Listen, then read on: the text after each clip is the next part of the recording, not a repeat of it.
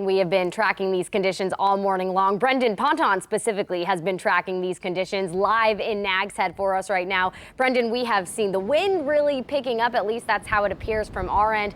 Have you seen things getting worse since you've been out there this morning?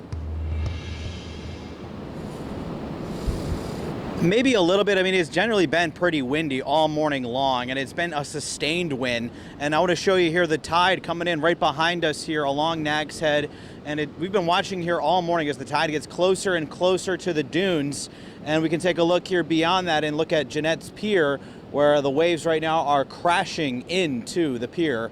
Now the sea out here very, very rough, and it's been very windy, but it has remained dry out here like April has been talking about, though. We did just get an update here from the Dare County Sheriff's Office, and they are saying they are seeing some reports of overwash like April was referencing there in her weather report, especially right now in Rodanthe.